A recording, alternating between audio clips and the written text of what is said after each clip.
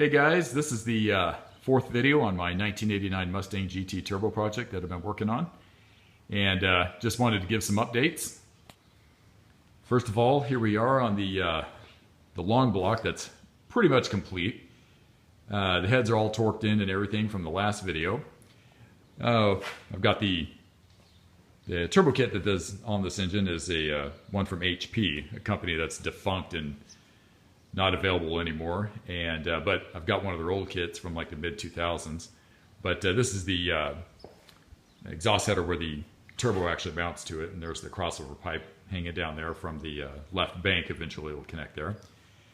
And one thing I decided to do on my rocker arms is I had the Ford Motorsport knockoff Proforms that I had bought that had been on here for several years, and with the spring tension and all the RPM and use and all that kind of stuff, some of the roller tips had started to seize up. In fact, one of them had seized up and galled out one of the valve stems. So I thought, well, I'm not going to use those roller rockers. Well, I was looking around for some, and either I was absent on the internet or something like that, but discovered that they had these adjustable pedestal mounts. Now, some people would say, well, why don't you just go right to this, drill out the holes and go right to stud mounts, which I probably should do, but I was intrigued by these.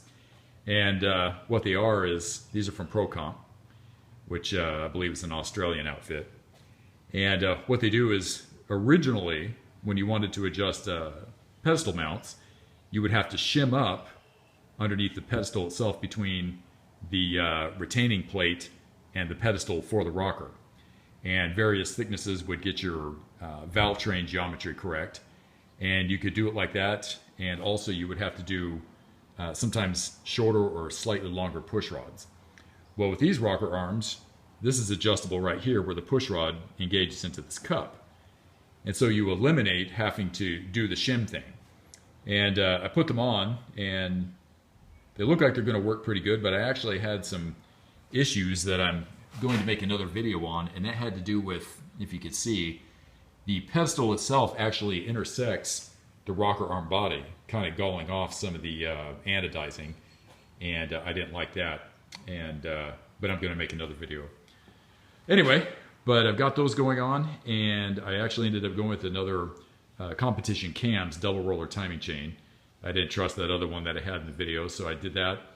So I've got that going, the water pump, the oil pan. I had a Romac harmonic balancer. This is a 28 ounce out of balance motor, so I've got that going, and the short block is pretty much done. Once these rockers are on and adjusted, the intake manifold and everything will be put together, and then be very, very close to getting this running.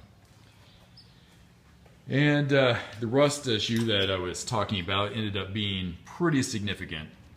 That's actually a welded in patch panel down there on the frame rail that I did. But the frame rust was pretty extensive. Yeah, here's some pics of the rust holes and the extensive rust damage that was on both sides of the frame. Like I said, there was tons of sand in here, and was amazed on how absolutely rusted it was once I pulled all the paint and undercoating and everything else off of here. And this is the beginning of the reconstruction, welding in patch panels that are about an 1/8 inch thick. And hopefully this will be a little bit stronger than what I had. Okay, and then over here is where we are right now. All I have to do is weld in my patch panel that I have here. But on the K-member reinforcement, looks like anti-crush cylinders here. You've got your K-member bolt that goes through here. And what I ended up using was black steel pipe that you would use for like anything inside of a house or whatever. I like the coating that's on the outside, which would be an hopefully anti-rust kind of a thing. But I cut those off, and this is what you have factory in there.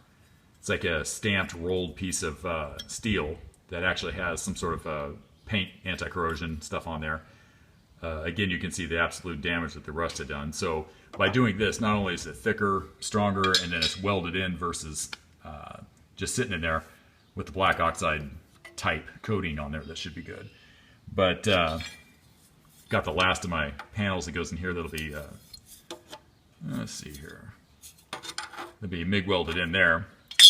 And then even on the top of the frame rail cap, I had to graft in some steel right there because I didn't have the extra part, or couldn't find it anyway. So I just went ahead and modified that one, and that'll be back in there welded up, and some sort of anti-corrosion paint, and then some more sound deadener, and that should be the end of it there. And that'll be done. And the project after that is on the driver's side frame rail. Now that one's not as bad as before, as on this passenger side. In fact, when you go into the other side of the frame rail, it's pretty clean. But I believe the not only the moisture, but possibly the brake fluid leaks and stuff like that, if over the years, ate away the paint, and then some corrosion got in there. So there's some more rust work to be done, but this is a good time to do it since the engine's out. So anyway, that is video 4, and thanks for watching, and I'll have the other one up here soon. Thanks.